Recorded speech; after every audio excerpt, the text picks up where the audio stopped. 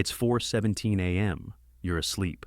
Outside, the world feels quiet. But in a classified operations room halfway across the globe, a decision has just been made that will change history forever. A missile launch detection flashes red across the consoles of early warning satellites. NORAD confirms the readings.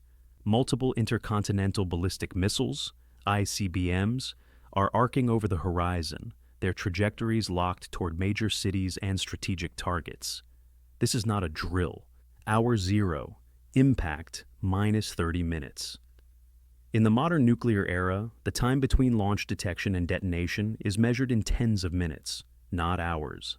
The first wave is already airborne before the public knows anything. Military protocol. National Command Authority is alerted within seconds.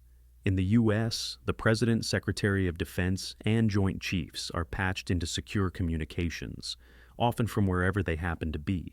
The question isn't if to respond. The war plans for retaliation are already in place. The real decision is how much to respond and how fast. Civil Defense Activation, the Integrated Public Alert and Warning System, IPAWS, kicks in. Federal and state emergency management centers send wireless emergency alerts to cell towers in projected impact zones. Messages are blunt. Nuclear missile inbound. Take cover immediately. This is not a drill. The countdown begins. You have minutes. Hour 0 to hour 1. The public reacts. For those in target zones, the warning is chaos in text form. People sprint for basements, interior rooms, subway tunnels. Some freeze. Disbelief is a powerful thing. Others grab go bags they never thought they'd need. Phones. Overload. Cellular networks choke within minutes as millions try to call loved ones. Media breaks. Television and radio are overridden by the emergency alert system. Newscasters' voices are tight, clipped. There's no time for speculation. Only instructions. Sirens sound. In cities with functioning civil defense sirens, a rising and falling wail cuts through the dawn. By the time the first detonations occur, those closest to impact zones have no illusions. The world they knew is gone. Hour 1 to hour 3, first strikes. Land ground zero is chaos. Those within the blast radius, sometimes only miles wide, never see it coming. Further out, survivors see the blinding flash before the shockwave slams through buildings, shattering glass and throwing debris. Immediate casualties. The first fatalities are from the blast and thermal radiation. Those on the fringes suffer burns, lacerations, and ruptured eardrums. Electromagnetic pulse, EMP. Depending on the altitude of detonation, a pulse may fry unprotected electronics for hundreds of miles. Cars stall, power grids collapse. Anything connected to the grid is at risk. Initial military response. Retaliatory launches are already inbound. Submarines, bombers, and missile silos answer in kind. Across oceans, the same protocol plays out in reverse. Multiple nuclear states exchanging fire in the opening hours of the war. Hour 3 to hour 6. Global realization. News spreads faster than the fallout, but not by much. Even nations not yet targeted know this is no isolated incident. Markets collapse. Global trading halts as panic ripples through financial centers. The internet still works in some regions, but outages spread like a disease as infrastructure buckles. Borders lock down. Countries scramble to close entry points, fearing mass refugee flows or spillover strikes. Airports divert flights mid-air. Some land in unfamiliar countries simply because their home airspace is now hostile. Allied coordination. NATO invokes Article 5 in Europe. Mutual defense pacts in Asia activate. This isn't a regional conflict anymore. It's full-scale global war. Hour 6 to hour 12. The fallout phase. Begins by now, the first plumes of radioactive debris are climbing into the atmosphere. Winds carry them far beyond the blast zones. Civil defense messaging. For those downwind, the orders are to shelter in place. Tape windows. Stay below ground or in the center of buildings. Use anything dense, books, concrete, earth, as shielding. Medical overwhelm. Hospitals and non-targeted zones are swamped with burn victims, blast injuries, and radiation exposure cases. Supplies run short almost instantly. Information. Blackouts between EMP damage, deliberate cyber attacks, and physical destruction. Communication lines fail. Entire cities go silent. The psychological impact in these first 12 hours is almost as devastating as the physical destruction. Millions understand deep down that the war is not over. More strikes are possible, even likely. The sun is up now. In some parts of the world, it's rising over broken skylines and ash-filled air. In others, it's setting behind a sky streaked with vapor trails and smoke. The planet is in shock. Hour 12 to hour 18. Survival decisions. The first half day after impact is when the survivors split into two groups, those who adapt immediately and those still hoping this will somehow stop. Shelter choices. Those in targeted regions know better than to go outside. Fallout has begun drifting, and the 7-10 rule of radiation is in effect. After 7 hours, radiation levels drop by a factor of 10, but remain lethal in many areas. The best defense is to stay put. Mass misinformation. In areas with partial internet or radio service, rumors spread fast. False ceasefire announcements, fake evacuation orders, even hoaxes about safe zones that don't exist. People who chase these false leads risk exposure or violence. Military logistics. Allied forces move to protect surviving infrastructure. Convoys carrying fuel, ammunition, and medical gear are dispatched to remaining bases. Every truck and aircraft becomes a strategic asset. Hour 18 to hour 24. Secondary strikes and targeting the response. By now, both sides are making hard choices. If you think of the first wave as a knockout punch, the second is aimed at preventing the other side from ever getting up. Counterforce targets. Surviving missile silos, airfields, naval bases, and command centers are hit. These strikes aim to cripple the enemy's ability to fight back. Civil infrastructure, bridges, dams, and major highways may be targeted to disrupt movement of supplies and troops. Civilian impact. These attacks often hit near populated areas, not because civilians are the target, but because military infrastructure is intertwined with cities. Casualty numbers spike. Hour 24, the first day ends. For survivors, day 1 feels like a month. Power vacuum. In some regions, local governments are non-functional. Police forces operate on skeleton crews, and in others, military law replaces civil authority. Supply chain. Collapse. Grocery store shelves empty in hours. Gas stations run dry. Hospitals turn people away, triaging only those with the highest survival chance. International diplomacy. The UN Security Council holds an emergency session in a partially empty chamber.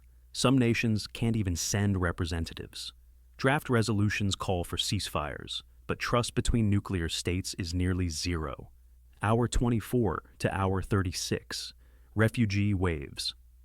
As fallout maps circulate, some official, some crowdsourced, people begin moving. Safe zone. Rush, rural areas not yet affected see an influx of refugees.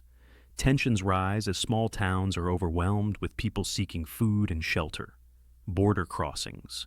Some nations open gates selectively for strategic migration, prioritizing skilled workers, medical professionals, or military personnel. Others seal their borders entirely. Disease and sanitation. With municipal water systems compromised, sanitation fails in high-density shelters. Public health crises begin before the war itself has ended. Hour 36. The information war escalates. In a nuclear exchange, information is as much a weapon as missiles. Propaganda floods. Each side pushes its version of events, painting itself as the victim, promising total victory, or denying certain strikes ever happened. Cyber front. Hackers target surviving financial networks, hospital systems, and even nuclear monitoring agencies, creating confusion about who launched what and where. Local radios become king. With the internet patchy at best, shortwave and battery radios become the most trusted sources. often run by small community or ham radio operators. Hour 36 to hour 48. Militarization of the survivors. By the second day, the mindset shifts. The shock is still there, but the survival instinct has fully taken over. Community defense groups. In some towns, civilians arm themselves to defend against looting or to enforce local rules about scarce supplies. Scavenging and black markets. With no functioning economy, barter emerges instantly. Food, water, batteries, and medicine become currency. Military mobilization. Surviving armed forces consolidate, some for defense, others preparing for further offensives. Naval fleets reposition to avoid ports within range of enemy missiles. By the end of hour 48, two things are clear. This war is not ending quickly. The distinction between combat zone and safe zone is collapsing.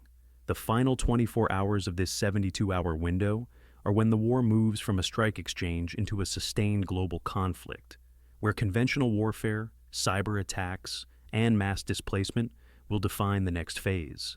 It has been 2 full days since the first missiles hit. The world is now a patchwork of silence, chaos, and flickers of fragile order. Some cities burn under black skies, others are eerily calm, but everyone knows the war isn't finished. Hour 48 to hour 54. The shift to sustained conflict. By this point, the nuclear exchange has slowed, but it hasn't stopped entirely. Selective strikes. Continue. Intelligence reports drive targeted attacks on surviving power plants, military depots, and communication hubs. The goal is to keep the enemy's ability to recover permanently suppressed. Allied reinforcement. Surviving Allied nations begin moving forces into new defensive lines. Naval fleets reposition into contested waters. Long-range bombers are moved to hidden or hardened airstrips. Global strategic recalculation. Nations not directly involved begin reassessing alliances. Some lean toward neutrality to avoid becoming the next target. Others openly declare support for one side, knowing they may be pulled into the fight. Hour 54 to hour 60. Fallout becomes a global problem. Even regions untouched by direct strikes are beginning to feel the effects of radiation drift. Atmospheric spread. Jet stream patterns carry radioactive dust thousands of miles from detonation zones. In some places, hot rain begins to fall. Precipitation contaminated by fallout particles. Agricultural collapse. Farmland near fallout zones is abandoned. Farmers in unaffected areas face labor shortages and supply disruptions for fertilizer, fuel, and water. Mass evacuation orders. Governments issue evacuation orders for areas projected to receive high radiation in the coming 48 hours. Transport is chaotic. Highways jammed, trains overloaded, and many left behind. Hour 60. The first coordinated ceasefire talks. In a quiet diplomatic back-channel, often hosted by a neutral state, the first ceasefire proposals are exchanged. Terms are brutal. Each side demands territorial concessions, disarmament steps, or the removal of certain governments. Distrust runs deep. Neither side believes the other will honor a truce, so parallel military operations continue during the talks.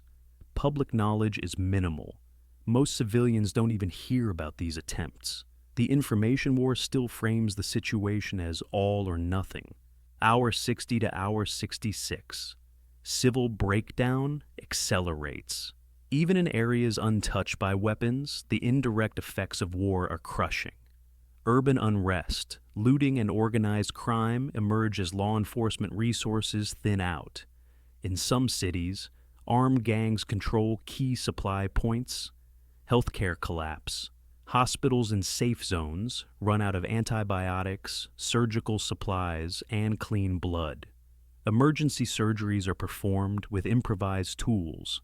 Psychological strain, mental health crises skyrocket. People who've lost family or homes show signs of trauma, paranoia, and hopelessness. Suicide rates begin to climb. Hour 66 to hour 72. Defining the new front lines. The third day ends not with peace, but with the war evolving into its next phase. Establishment of control zones. Militaries carve the map into red, active conflict, yellow, contested, and green safe zones. These borders shift daily. Supply corridors. Humanitarian organizations attempt to create corridors for moving food, medicine, and survivors. Many fail under bombardment. Technology. Divide. Those with working radios, satellite phones, or military-grade comms have a strategic advantage. They can coordinate, trade, and prepare. Those without are isolated and vulnerable. The psychological toll of the first 72 hours. By the end of the third day, every surviving civilian has crossed a mental threshold. The hope that this might be over quickly is gone. Now, the goal is survival over time. Preparedness. Mindset. Even those who never imagined themselves as preppers are now rationing food, filtering water, and assigning watch shifts at night. Community versus isolation. In some areas, neighborhoods form protective alliances. In others, fear turns neighbor against neighbor. The new normal, the constant sound of distant detonations, the haze in the sky, and the disruption of basic services become part of daily life. Now looking beyond hour 72, if nuclear war continues past this point, and history suggests that after an initial exchange, lower-level strikes and conventional war are likely, the 72-hour mark becomes the pivot.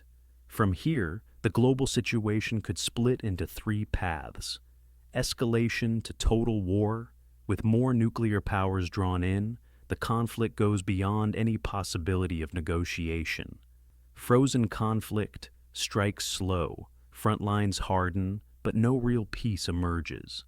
Life in contested zones becomes a grinding, years-long siege. Fragile ceasefire, diplomatic breakthroughs halt further launches, but the damage and mistrust take decades to heal.